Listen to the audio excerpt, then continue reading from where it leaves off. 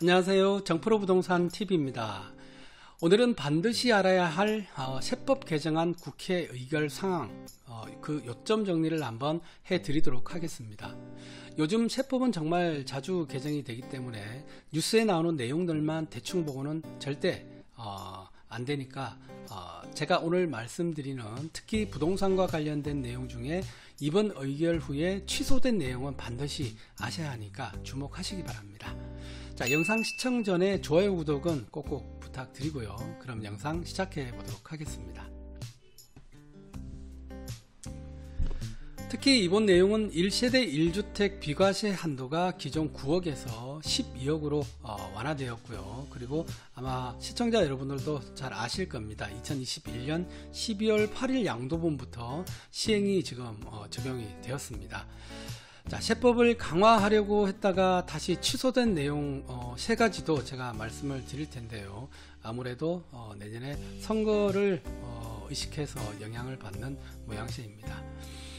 자, 간략하게 먼저 한번 말씀을 드리면 첫 번째는 토지 및 건물 단기 양도 세율 인상 취소, 그리고 두 번째는 비사업용 토지 세율 인상 및 장기보유 특별공제 배제도 취소, 그리고 세 번째 법인의 비사업용 토지 및 단기 양도 추가 과세 세율 인상, 자, 이것 또한 취소가 되었습니다.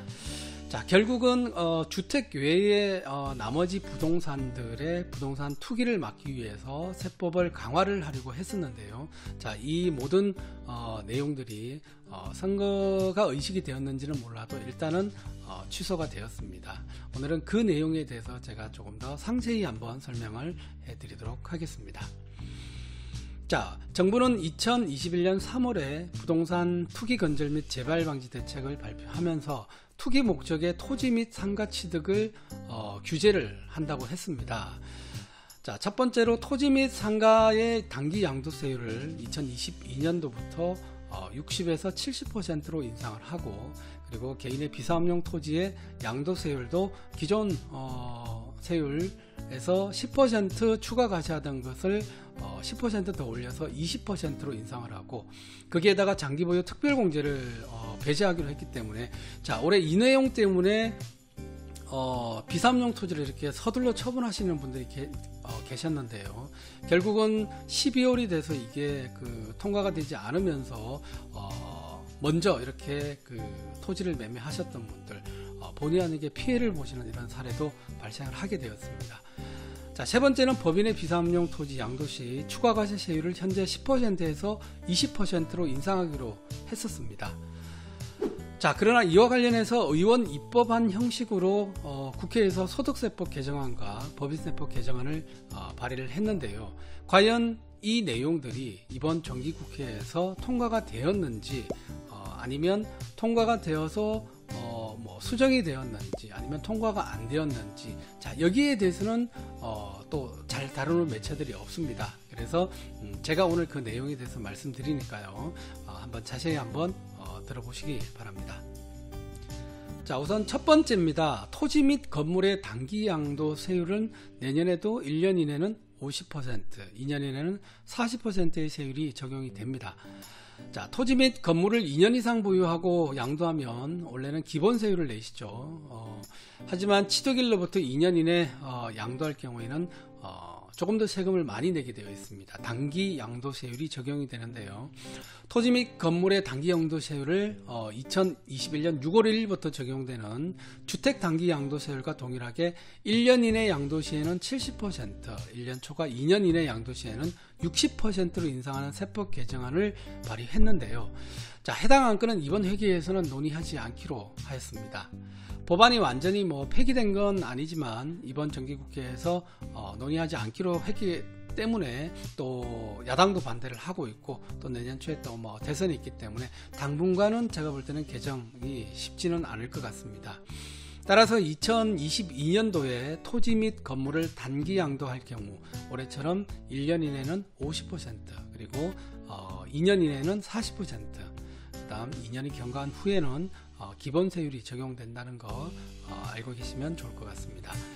자, 최근 취득세 중과와 종부세 과세를 피하기 위해서 오피스텔이나 지식산업센터, 그리고 생활형 숙박시설, 자, 자, 이런 것들을 구입하시는 분들이 많은데요. 해당 오피스텔 등을 준공 후에 공실 상태에서 이렇게 매도할 경우 주택의 양도가 아닌 근린생활시설의 양도를 보는 것으로 준공 후 바로 매도하면 1년 이내 단기 양도세율인 50%의 세율이 적용됩니다. 잘 모르시는 부분인데요. 자, 이 부분 1년 이내는 근린생활시설의 양도로 이렇게 본다는 거 꼭 알고 계셨으면 좋겠습니다. 만일 대출을 받아서 공실 상태를 유지하면서 2년 경과 후에 양도하면 양도 차익에 대해서는 뭐 기본 세율이 적용이 가능하니까 어떤 게 더 유리하신지 이렇게 판단을 하시면 될 것 같습니다. 자, 두 번째는 2022년도에 비삼 토지를 양도했을 때 마찬가지로 10%만 추가 과세가 되고 장기 보유 특별공제도 적용이 됩니다. 개인이 비삼용 토지를 양도하면 현재는 기본세율에다가 10%만 추가 과세가 적용이 되고 장기 보유 특별공제도 적용이 되고 있는데요. 자, 비사업용 토지에 대해서 이렇게 또 문의해 주시는 분들이 많은데 비사업용 토지는 말 그대로 토지의 원래 용도에 맞게 사용하지 않으면은 비사업용이 됩니다. 대표적으로 내가 땅을 사놓고 그 땅에 아무것도 행위도 하지 않고 그냥 두면은 나대지라고 이렇게 하죠. 나대지가 대표적으로 비사업용 토지가 된다는 것 알고 계시면 좋을 것 같고요. 자, 정부는 2021년 3월에 발표한 개정안에서 2022년 이후에 비사업용 토지를 양도할 경우에는 기본세율 플러스에서 20% 추가 과세가 적용되고 장기보유 특별공제도 적용하지 않겠다고 이렇게 했는데요. 이와 관련된 소득세법 개정안을 의원 입법안 형태로 발의를 했었습니다. 그러나 해당 안건은 2021년 정기국회에서 논의하지 않기로 했기 때문에 당장에 내년 2022년도에 비사업용 토지를 양도할 경우 올해와 같이 기본세율 플러스에서 10%만 추가 과세가 적용이 되고 장기보유 특별공제도 적용이 된다는 거, 이 내용은 아주 제가 볼 때는 부동산 투자자 입장에서는 좋은 내용인 것 같습니다. 세 번째는 법인이 2022년도에 비사업용 토지를 양도할 경우 양도차익의 10%를 추가하여 납부하면 됩니다. 자, 법인이 주택, 별장, 분양권, 조합원 입주권, 그리고 미등기 자산, 비사업용 토지 이런 것들을 양도하면 각 사업연도 연도 소득에 대해서 법인세를 납부를 합니다. 법인은 양도소득세라는 개념이었고 모든 이익을 다 합해서 법인세라는 개념으로 해서 납부를 하는데요. 추가로 양도차익의 일부를 법인세로 납부를 해야 되는데 자, 이걸 법인세 추가과세라고 부릅니다.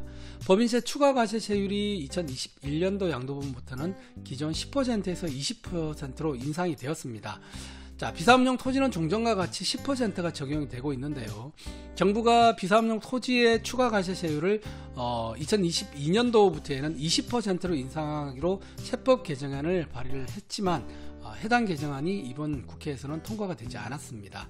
따라서 법인이 비사업용 토지를 2022년도에 양도를 해도 올해처럼 10%의 추가 과세세율만 적용된다는 게 또 이번 취소된 내용 중에 또 중요한 내용 중에 하나입니다.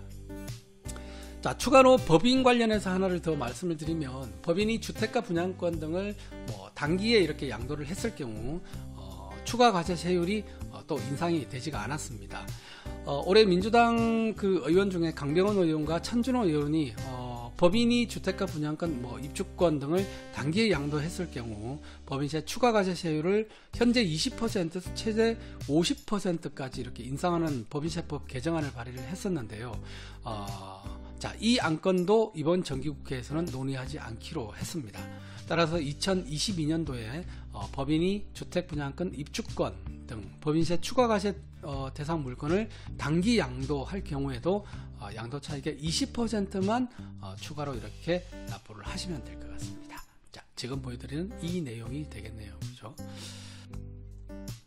자, 결국 주택 옥죄기에서 주택 외의 부동산에도 규제를 좀 이렇게 하려고 했지만 내년 선거를 의식해서 강화된 세법은 조금 더 시간을 벌 수 있게끔 이렇게 되었습니다.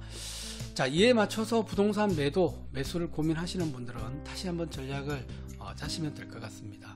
요즘은 어떤 내용의 세법 개정안이 발의가 되었고 발의된 세법 개정안이 통과가 되었는지 통과가 되었다면 원안대로 그대로 통과가 되었는지도 확인을 해야 하는 세상입니다. 조금은 뭐 힘든 세상이 이렇게 된 것 같기는 한데요. 내 재산과 관련 있는 내용이기 때문에 이런 부분들은 꼭 확인을 해 보셔야 될 것 같습니다. 부동산 세법 어떻게 보면 참 복잡하고 어렵다고 이렇게 느껴지는데 포기하지 마시고 세금은 꾸준히 관심을 가지고 공부를 해야 합니다. 그래야 부동산 투자에 있어서 성공을 할 수가 있습니다. 저희 그 공인중개사, 현직에 있는 중개사들도 세법 개정안 때문에 상당히 애를 먹고 있는데요. 하지만 실제로 이런 것들을 또 잘못 이렇게 고객들에게 얘기를 했다가 피해를 보시면 안 되기 때문에 저희들도 항상 세법 개정안에 대해서는 예의주시를 하고 있습니다. 자, 요즘은 뭐 인터넷 매체나 유튜브 뭐 여러 경로로 해서 이런 정보들을 들을 수 있는 그 채널들이 많이 있으니까, 자, 지금 이 영상을 보고 계시는 시청자 여러분들께서도 꼭 관심을 가지시고 꼭 찾아보시기를 바라겠습니다. 자, 부동산 매도 매수 시에는 되도록이면 세무사의 자문을 미리 이렇게 받으시고 이렇게 어떤 그 물건을 사고 팔고 하시는 것을 습관으로 하시면 좋을 것 같습니다. 자, 오늘 내용은 여기까지입니다. 저는 또 다음번에 또 다른 내용으로 여러분들 찾아뵙도록 하겠습니다. 지금까지 정프로 부동산 TV였습니다. 감사합니다.